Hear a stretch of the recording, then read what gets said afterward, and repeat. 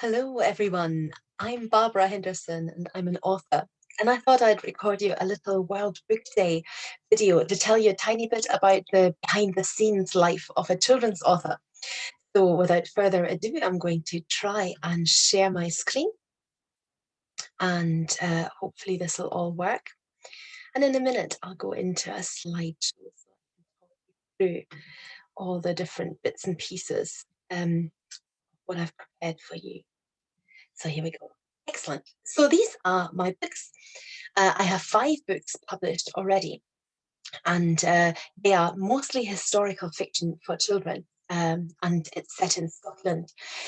So I've got one more coming out in April. It's called The Chessman Thief, which is a Viking story. But I've written about the Highland clearances, about Victorian times, written a book about smuggling and Robert Burns, and I've written about a medieval castle siege. And I've also written an eco-thriller. So I absolutely love books, and I always have done. As you can see, I'm wearing my little booky earrings for you here, in honour of World Book Day. So, but nobody is born a children's writer, are they? Nobody is born a children's author.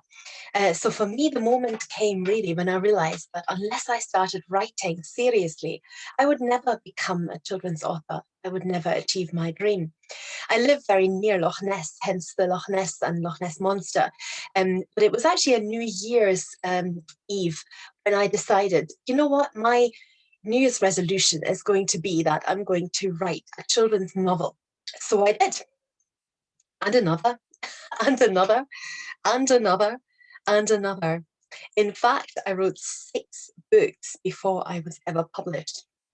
And I think that actually my experience isn't that untypical. I think a lot of people who write have this experience of just writing a lot, but not really finding a publisher for these books until you've had a chance to write a lot and maybe get a bit better at what it is that you're doing.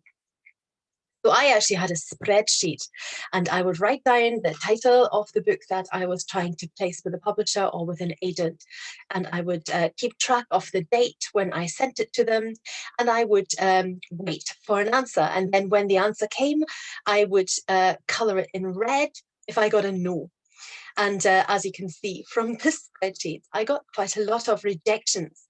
That's kind of the sort of emails where somebody says, "Thank you very much, Barbara, for sending us your work, but no, we're not going to publish it." And then they will sometimes give you a reason for that if you're lucky.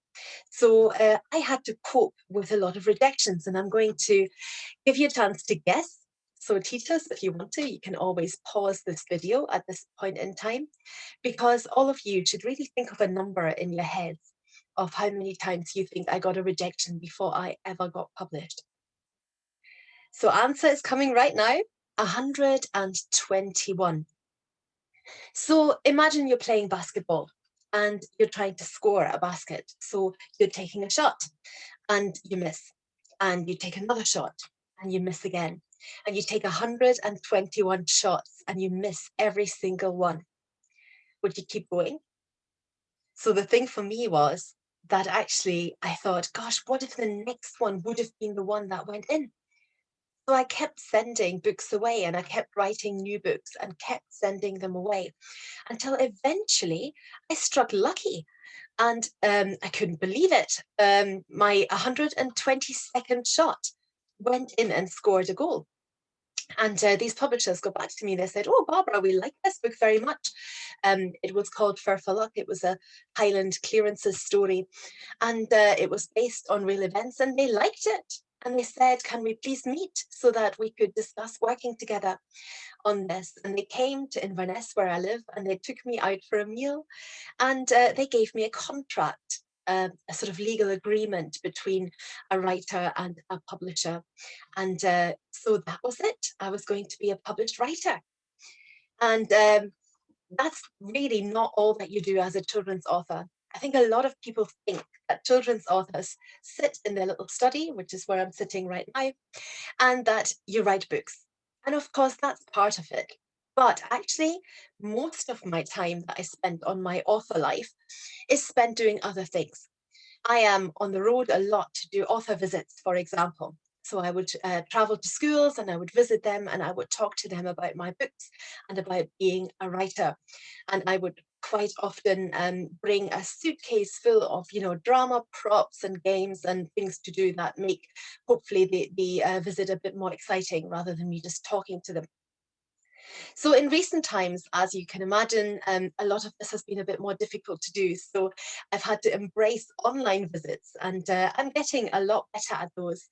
As you can see, I've got a fancy headset, and you just have to make the best use of the programs and the technology that's available to you. So I'm quite enjoying those ones now. I didn't think I would, but I am quite enjoying them. It's possible to make these meaningful visits to schools. And I mean, it's my favorite thing to do. You're connecting directly with readers, which is great.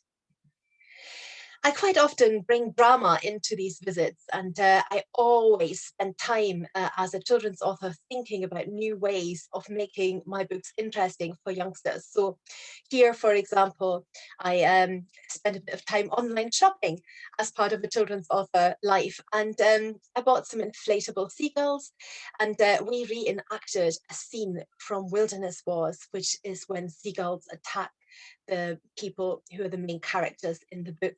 And we had great fun in classrooms just playing with those. And I turned them into puppets, basically, and the puppets attack their fellow pupils and their teachers as they're making their way along. I always bring lots of costumes and props to my visits. So on the right, you see a Highland Clearances freeze frame. On the left, you see a little smuggling scene from Blackwater, where the kids had to smuggle all these goods across the classroom without the teacher noticing. And it was really good fun. So I love this idea of being an ambassador for books and for reading and going into schools and for pupils to come home, hopefully, on those days and say, I had a good day at school. We had an author visiting. Part of my time as a children's author is also spent creating some teaching resources for the books so that teachers can use them easily. Now, you can imagine that selling books in bookshops to people who go in to buy books, that's one great way of contacting readers and finding that relationship with readers. But actually, one of the best ways is also schools, because many authors like me earn their money by visiting schools and having some payment for those visits. And the more schools engage with our books and to like to read them and use them in the classroom, the better your chances of having another book published, and then another, and then another. So I have to try and work hard at reaching readers wherever I can get them. And if I can make it easier for teachers to use my books, then I really should, which is why I spend some time writing teaching resources. And often my publishers put them into lovely formats like this, and then they look dead professional, which is what I couldn't do. And it gives the books a better chance.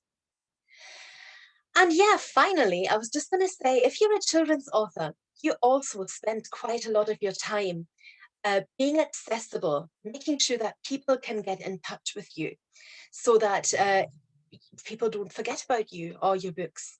So I am on Facebook, I'm on Twitter, I'm on Instagram, I have a website, I have a YouTube channel, you name it. I try so hard to find ways of getting word out to readers about books, not just my books, but all books that I enjoy reading and that are out there for children at the moment. Um, I love it when schools get in touch, like the picture on the right. I've blocked the girl's face out, but she's holding up her class's work on one of my books, and I'm able to get back to them and say, wow, that's so fantastic. I absolutely love it. So I'm able to engage with schools and have a proper dialogue with readers. Parents sometimes tweet me about their children enjoying the books, or they might ask me a question. I sometimes get emails from readers asking me about characters or about inspiration behind books. And I love that side of things. But I think nowadays it's kind of hard to be a children's author and not engage in any of that. I think you have to carve out a bit of time in your week to allow for that, so that you're on social media and you're on the internet and you have an up-to-date website so that people can get in touch with you. It's part of the job.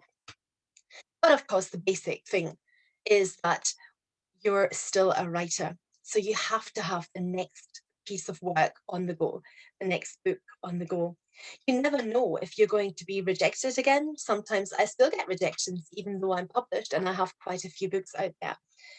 Not everything that I write finds its way out there into publication. So actually, the only way to guard against that is to always have the next thing on the go. And yeah, just keep your eyes open, wait for inspiration, and turn it into a story. So that is a little insight into being a children's author. And I just wanted to wish you all a very, very happy World Book Day and have a fantastic time. Bye.